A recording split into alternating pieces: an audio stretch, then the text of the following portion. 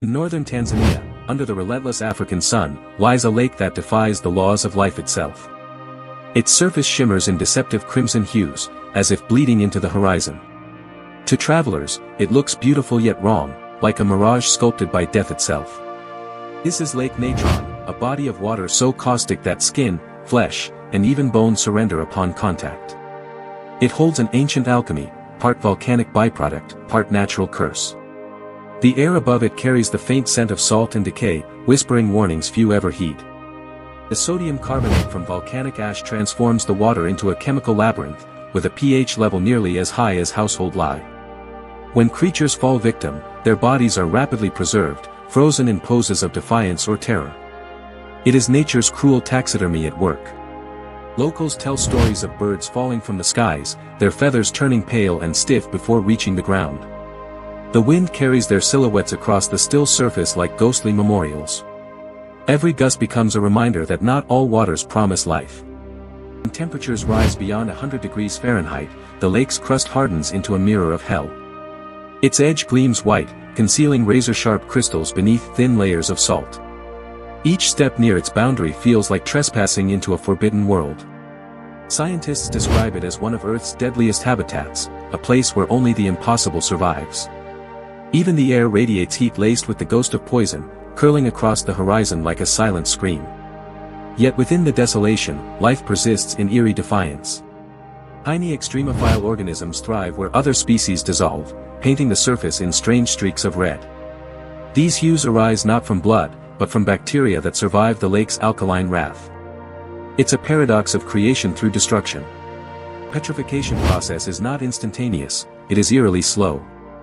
Creatures die, and within days, mineral residue encases their bodies into stone-like shells.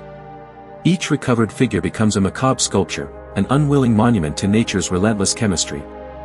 Photographers who dared approach documented haunting figures, birds frozen in mid-flight or resting in shallow pools, lifeless yet perfect. Light reflects off their forms like marble effigies. They are both horrifying and breathtaking, like nightmares trapped in beauty. While many creatures perish instantly, others never risk the water at all. Their instincts steer them away from the shimmering red veil. Only the fearless, or the unwary, ever cross that line between survival and eternal display.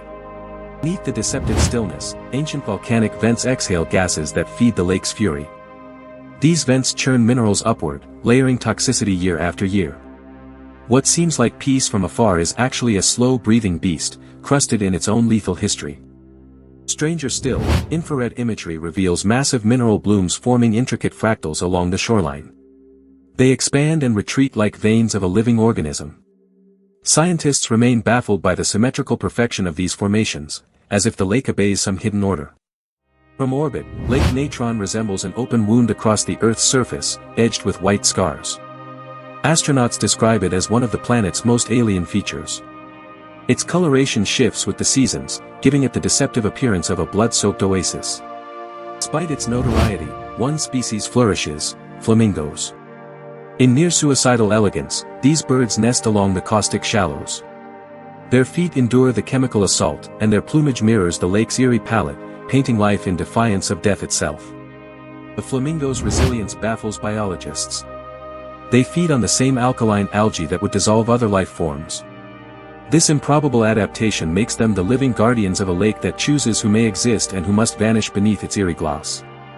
At night, when temperatures drop, a ghostly fog creeps across the basin. Reflected moonlight dances upon the water's surface, revealing outlines of lifeless wings beneath the glaze. The silence is total, nature's mausoleum breathing in time with the stars. Those who camp nearby speak of the lake humming softly before dawn, a vibration felt more than heard. Some compare it to distant thunder, others say it's the voice of the volcano beneath. Whatever it is, it raises the skin with primal fear. In the early 90s, researchers recorded temperature shifts that nearly boiled fish instantly. The readings fluctuated wildly, suggesting hidden hydrothermal tunnels. Each new data point painted the portrait of a chemical cauldron forever on the edge of eruption. Local legends warn of spirits bound in the stones, animals whose life forces are trapped within. Elders claim the lake feeds on vitality, offering back sculptures as warnings. To them, these are not simply corpses but messages from another realm. Meteorologists propose that strong alkaline winds can spread microscopic salt particles miles away. These airborne crystals, though invisible, burn through delicate tissue of nearby creatures. Even the surrounding air is weaponized silence, cloaked in shimmer. Historians trace the lake's volatile nature back thousands of years, linking it to a volcanic chain beneath the East African Rift. As continental plates drift apart, the crack between worlds deepens, stirring new chemical terrors every era. Satellite monitoring today reveals deeper fissures under the lakebed. They release occasional plumes of CO2 and heat bursts invisible to the human eye. It's as though a sleeping giant slowly exhales beneath those glassy, blood-colored waters. What disturbs scientists most is the perfect preservation, it denies decay. No scavengers approach, no bacteria consume the fallen. The dead are sealed like fossils in the making, waiting for some distant epoch to retell their tragedy. For centuries, nomadic tribes avoided its cursed banks. They spoke of eternal mirrors that remember every death. To them, one gaze into that fatal reflection could bind the soul forever to the lake's still surface. In modern times, drones have captured footage of petrified birds standing eerily atop the shallows. Some appear mid-stride, wings open, glassy-eyed as though frozen in time. It is photographic evidence of nature's cruel artistry. Scholars debate whether any other body of water on Earth matches natron's chemistry. None so far combine such high alkalinity, salinity, and temperature with this preservation effect. It exists as a one-of-a-kind gateway between geochemistry and death. Documented measurements show salt crusts thicker than concrete forming at the edges. They crack under minimal weight, giving off hollow echoes. Each break resounds like something ancient shifting beneath an unnatural crust. The lake's strange name, natron, comes from the ancient mineral once used in Egyptian mummification. It's ironic, even poetic, that here in Tanzania, nature performs mummification unaided. The desert sun is its accomplice, the wind its sculptor. In rare rainfall, when water levels shift, trapped carcasses emerge briefly before sinking again. It's a fleeting resurrection, a glimpse of the stone menagerie beneath. The imagery defies comfort, it's a reminder of how swiftly beauty can betray.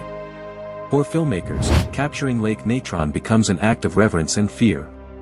Drones malfunction near its extreme heat and chemical vapors. Even the equipment seems to acknowledge the boundaries of mortality enforced by this crimson abyss. There are those who believe the lake marks the thin place between life and afterlife, where elements meet to sculpt eternity. Perhaps, they say, every stone bird is not dead but waiting, suspended between worlds until the earth shifts once more. Though terrifying, Lake Natron remains vital to ecological balance. Its extremity prevents invasive species from spreading, while nurturing a unique microcosm of survival. In its wrath, nature also delivers protection, a brutal, self-administered equilibrium. Looking deeper, humanity's fascination with such places reveals something primal, our attraction to boundaries. We approach the forbidden, studying death not out of fear, but obsession. It is as if by decoding the lake, we decode ourselves. And as the sun sets over Natron, the horizon glows with molten light. The petrified creatures cast endless shadows across the red mirror, their silent forms standing guard. Their message is wordless yet eternal, beauty, death, and time are the same element here. So when one gazes upon Lake Natron, it is not just a sight, it is a confrontation. Between oxygen and heat, life and ruin, creation and fossilization. The lake remains still, waiting for the next visitor, the next believer, to dare approach its merciless serenity.